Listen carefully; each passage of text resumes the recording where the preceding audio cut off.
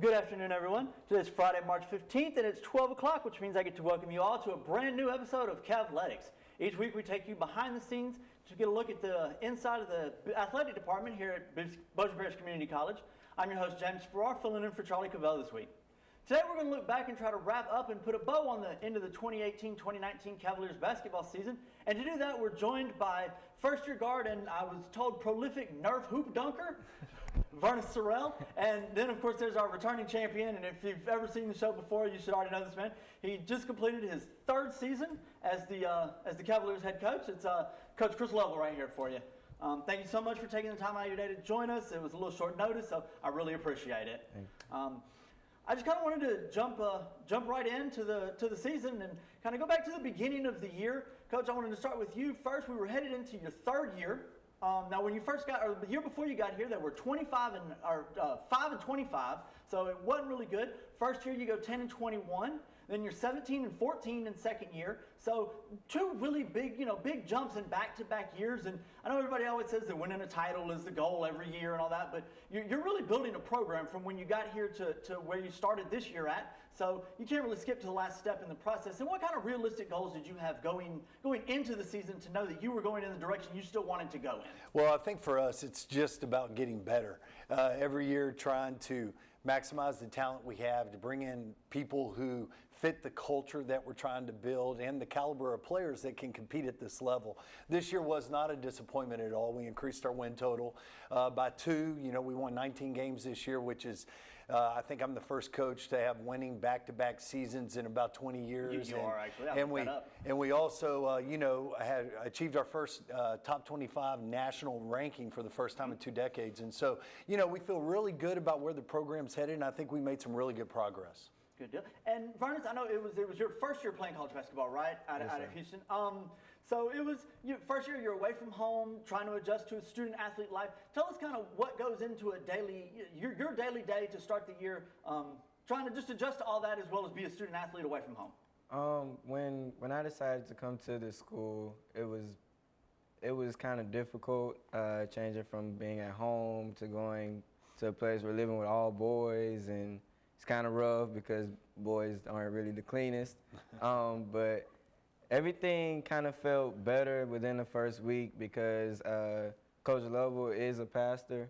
So my dad is a pastor at home, so I go to church a lot. So he took us to church a couple of times, and then on the court, things get better as time goes on. So it wasn't really that hard as it kept going on. So it was kind of fun. Okay. Well, the team starts out 13-0, and it's January, and you guys have yet to actually lose a single game. And I hear all the time, coaches especially talk about teams don't always get off to the best starts in the season. A lot of times it's a little sluggish. You're still trying to work out the kinks from the offseason and stuff. So, Coach, what is your philosophy to get teams going at the beginning of the year, especially like at a 2-year college where you have a lot more turnover than at most places because you only have guys for 2 years. So realistically, you're probably turning over half your roster every year. So how do you kind of get people clicking at that top tier to start right out of the bat to start a season out? Well, I think it's all about chemistry and trying to build chemistry with the guys. And I think early this year we did a really good job. I think even the year before we did a really good job of just getting the guys. We get here the week before classes start. They start getting to know each other. We start getting on the court, open gyms, things like that together, group workouts and stuff. And so, by the time the season starts on November 1st, we have spent almost 3 months together. And, and so I think that chemistry is important. The hard thing for us in our league is that our conference schedule, especially in the North Division of Region 14, is considered the toughest in the country, and every night is so hard. Our schedule literally gets tougher the longer we play. And so we were able to get off to a good start, which you always want, but I think the next step for us is to continue to be able to play at the level we played at early, even when we get into conference. And I'm excited about the challenge of doing that next year. So, Vernon, to start the year out for you, I know me and you met about the time the year started a little bit before then, yes, and I know that you hurt your ankle right off the bat, which I told you playing defense against me was a bad idea, that I'd break your ankles, but you didn't believe me. So, I mean, that was kind of your own fault, let's be honest. But You missed 5 out of the first 7 games. So you're trying to work your way in. You miss time right off the bat, and then when you come in, you do have to kind of gradually work your way up to in the rotation. Because you miss that much time. So tell me about how the season started versus. I know by the last game of the year, by the Region 14 tournament, you played the 3rd most minutes anybody on the team in that game. I mean, behind Mikhail and Eric Parrish, I think you were the 3rd most. So how did you go from the injury and missing the time to as many minutes as you did have, and how do you think it kind of helped you along the way to get there? It was kind of tough, to be honest. When I first heard it, it was right before the first game of the season. It was a mistake I made, but we live and we learn. So going through that, it was really tough at first. But when that first game, when I did play, Coach Lovell put me out there. He was like, "Okay, I want you to try as much as you can." So he had a lot of confidence in me. And I was honest with him with how it felt, and then at a certain time I was like, okay, it started hurting, so he took me out, and we just kept building on that until it got really strong again. And then as that happened, my minutes kept going up, and my confidence in the game started going up as well. And by the time conference hit, I had seen last year some of the players that kept pushing through and playing hard, and so that's all I tried to do was play hard and push through my injury and be the leader that I was born to be on the court. And that leadership kind of gave my teammates a boost as well, which is what we needed. So during the middle of the season, things got a lot better. We were on a roll. We fell down a little bit, but we hopped back up. We just kept fighting. It's just family things. And then by the end of the season, I felt like myself. Again, he had a lot of confidence in me, so that helped a lot, knowing that the coach wanted me on the court and that I had his trust. So that last game, that's what we needed. We needed leadership on the court, and we kept fighting. Unfortunately, we came up short, but it was a fun season. And that was a close game, so I actually wanted to talk a little bit about the Region 14 tournament. I know Bipsy was the host school for that this year, and I think it was the first year that a team outside of Texas had hosted it, or we're the only team outside of Texas, I think, in the whole region. So, Coach, tell me what that means to the program, just moving forward, like prestigiously, that you can use, kind of to go from 3 years ago, it's a school that wins 5 games total, to now we're hosting, we're being awarded the host as the region tournament. Well, I say this all the time, respect is earned. And for us, we're earning the respect in the conference that we've never had before, not in this region. And so, for us, it's a great notch in our belt, if you will, to know that we're starting to garner the respect around the conference and around the country that merits us hosting the regional tournament. It was a great success. The tournament was, I'm disappointed we didn't go further in the tournament, but I think we all learned a lot of valuable things from this experience this year that will help us next year, because we will host it again next year. And so we're very, very excited about that. Yeah, I saw actually all 3 years that you've been here now, it's been pretty close games in those tournament games. I was looking at I think the first year it was like a 1-point loss, and the second year it was like 3 or 4, and I know this year was 4, I think. I didn't quite finish the game, but I know it's always been close in that tournament game, so it's going to break through here pretty soon. We're going to take a quick break, but when we come back, we're going to have a little bit more with Furnace and Coach Lovell, including what we might be able to look forward to for next season. So you're watching Cavletics. Stick around. Something's not right. My first symptoms were constant tingling in my toes. my legs, sometimes they'll go numb. I had double vision. They said you have multiple sclerosis. Well, the beginning is the hardest time. Kind of had to get a grasp on reality. I had to adapt and change very rapidly. We had to learn how to drive with my hands. Yeah, that was interesting. I was a dancer. I don't see walking the way I walk any different than doing a dance. It just looks different. It's a different dance. You see me have an off day, it doesn't take away from who I am. A symptom may cause you not to be able to do that anymore. And at one point, I wasn't able to do any of those. But I would exercise every day. Since I've been cycling, it's definitely helped my walking. To make a lot of changes in my life and just adapt to it. I'm going to acknowledge its presence. I'm not going to discount it, but at the same time, I'm going to try my best to not let it stop me. It's a fantastic opportunity to be working together with a common goal of curing MS, and sharing is the key.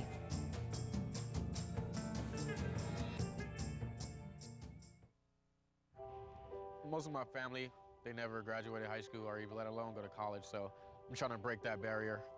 My daughter Brooklyn was also a motivation for me to go back to school. It's been so amazing to be able to give our child the life that we kind of pictured us having, even though we didn't really have that. I've been in foster care my whole life. he's so strong to just be able to like leave that all behind and still be able to take care of his daughter and be a good husband. Every day after work, went straight to school, studied hard, and it paid off. I could not have done it alone. We've been through so much in our life, and he never used that as an excuse, but as motivation to do better. I see the future is really bright for me. The high school diploma is just added to the confidence, and now I feel unstoppable. Find free adult education classes near you at finishyourdiploma.org. When I lost my sight, the only thing I had was reading. When you discover you have an impairment, it can change your life. So take a little time to find the resources that are going to help you restore what you've lost. Whatever your needs are, 99.9% of them can be met by the NLS program. There's all kinds of formats that you can choose from. You can choose from large print or braille or audio. Just can't recommend it enough. It's a free service. It's amazing how much you can get. It has expanded my horizon. And everybody can read the way they want to read using this program. For more information about the National Library Service for the Blind and Physically Handicapped, Library of Congress, visit loc.gov/thatallmayread or call 1-888-NLS-READ. Welcome back to Cavletics. I'm your host today, James Farrar, filling in for Charlie Cavell. So I wanted to talk a little bit about the recruiting process. I know that you had said that your dad was a pastor and that you had too. And so then that kind of brought y'all together. Can you tell me a little bit about how that helped in the recruiting process and how the recruiting process works at a junior college school like this one? Well, you know, for Bubby and my relationship, Bernice, if you will, you know, when we met, his dad reached out to me about, 2 summers ago about Bernice, and you know, we had just been a year in, and they brought him to a thing where we had a bunch of guys come up and work out, and so he worked out for me, and that kind of connected us, but we also had a connection as far as, you know, interest goes. And you know, for us, when you rebuild a program, you're always looking for guys not only that can play, but they're high character guys. Mm-hmm. Now, you can have some guys that maybe aren't as high character, but you better have some guys that balance them out. And so, you know, we're all a family, and everybody's got their strengths and weaknesses, but, you know, Bernice is not only a good basketball player, but he's a better person. And so that connected us right off the bat with his dad's background and my background being very, very similar. And so that's been good. But the recruiting process at a JUCO, I mean, basically we'll probably only bring back 2 or 3 guys off our roster next year. And so, you know, I just got back in town from Knoxville where I worked out a kid. We'll have recruits on campus this weekend. We're hosting the Louisiana State All-Star Game for all the high school boys here in the state tomorrow. So, you know, the recruiting process is basically, you know, waiting on Division I transfers that we go and work out, see if they're a good fit, talent-wise, character-wise, but it's also bringing back the right people, and it's also finding JUCO transfers and a couple of high school kids here or there to fill a roster. And it's a long process, and we literally don't fill the roster typically till about July. Okay, and I know that Eric Parrish that was on the team this year is going to Nevada next season. So how does that really help a lot when you have guys that come in and are successful and can go on to a Division I school like that? Oh yeah, you know, last year, you know, Mo Muhammad, he plays at Louisiana Tech, you know, and the year before we sent, you know, Jerry Perry to Texas Southern. We sent Sonny Johnson to Grambling State. So every kid we send Division I helps us get the next kids that'll be Division I.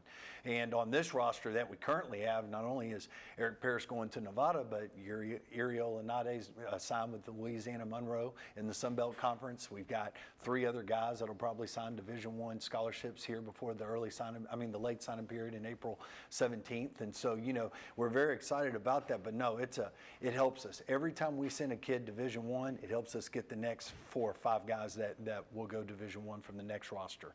And, you know, our goal is to continue to increase that number. Okay, so let's go back to the season. We started 13-0. It's January. We haven't lost a game yet, but then we do kind of hit a little bit of a rough patch in there. I think we went 6-12 down the stretch, 7 out of the last 8. Now, was that just tough conference play? Were there some injuries in there? What would we kind of equate the reasoning for that being, and what can we learn from that to move forward to avoid it for next year? Well, I think it's a couple things. One, it is tough conference play. Every night, if you don't bring your A game, you're going to get beat. The second thing, it's a depth issue. And we don't have as many scholarships as the other schools in our region. And so, we literally played 7 guys for the most part all year, where, Vernus will tell you the other teams were running in 10, 11 guys. Well, the problem with playing 7 guys is if 3 guys don't show up and play well on any given night, you're not winning. You got to have 5 to 6 guys playing well every night to win in our league. When everybody else is playing 10, 11 guys, if 3 guys don't show up, they can find some other guys to fill the gaps. We weren't in that situation this year. And so, the goal for me as the head coach is to get deeper on the bench this year. We can't just have 6 or 7 guys that can play. We've got to have 9 or 10 guys that can play like everybody else. And you said you're probably going to only bring back about 2 or 3. I know I was looking at the roster last night, and I think there's only four freshmen. Everybody else on the team is a sophomore. So that's a lot of turnover every single year. It is. I guess that makes it a lot more impressive that you've been able to get the wins that you've been able to get. Well, you sit around as a coach and you think about, man, if I had these guys for 4 years, what could we be in 2 years from now? If we had the same guys we had year 1 when I was here, to add all the other pieces we've added. And, so, it is a challenge, but I think it's fun because every year you're kind of retooling and the team kind of looks a little different. As a coach, you kind of adjust to that. But every year we've been able to get better, and I think that's the key. And I don't have any reason to think we won't be better next year. Okay. Vernus, let me talk to you a little bit about when you leave Bibsy. You've got 1 more year of eligibility left, and I know you have some Division I, some hopes too. I know you want to go back to Houston and play for the Cougars. Talk to me a little bit about that and how you feel like this is going to really help your game, develop towards that.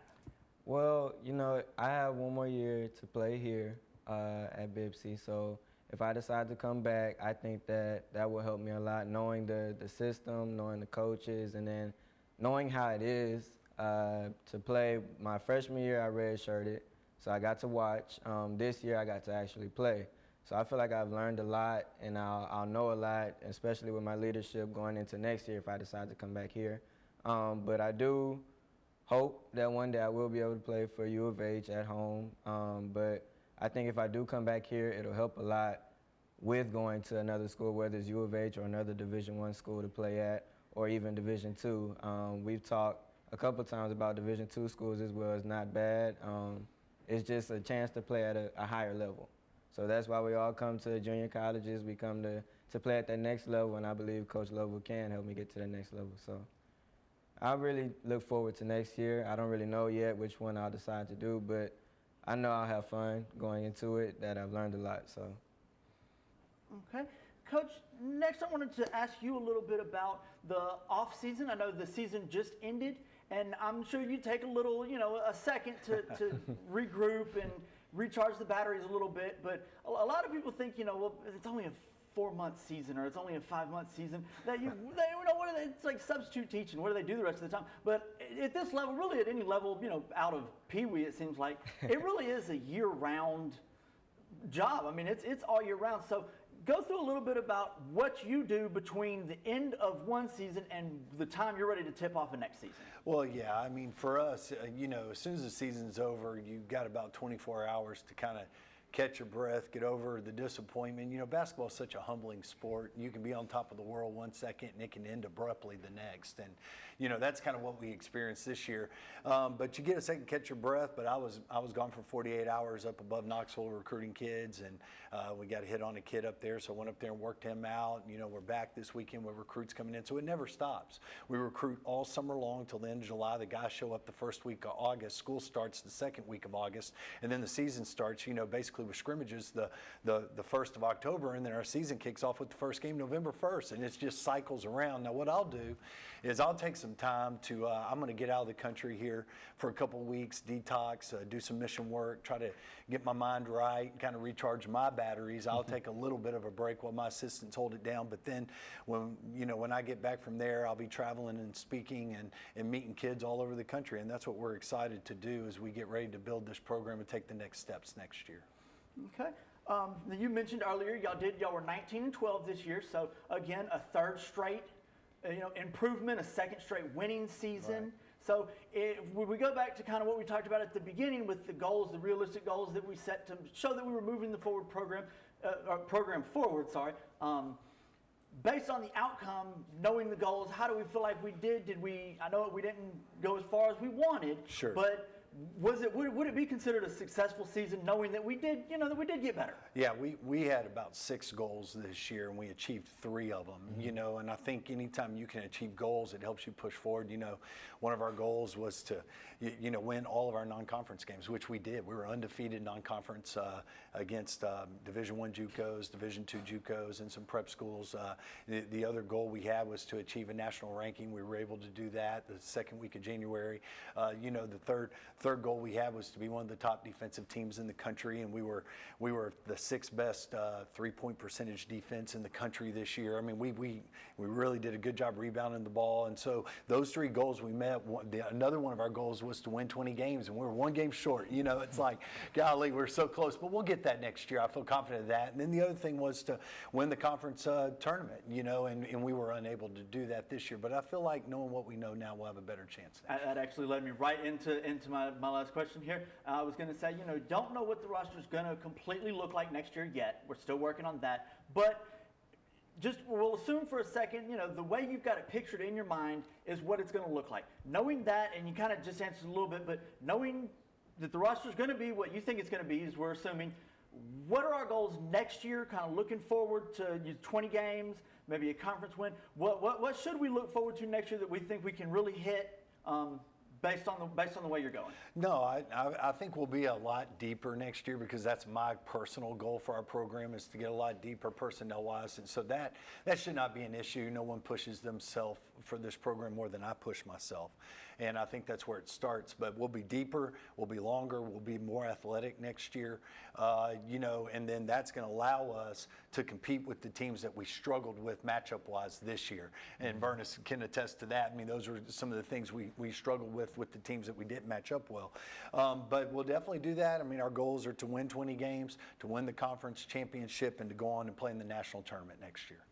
Good, and you'll be back, right? You'll be one of them coming back. I expect to see you starting point guard next year.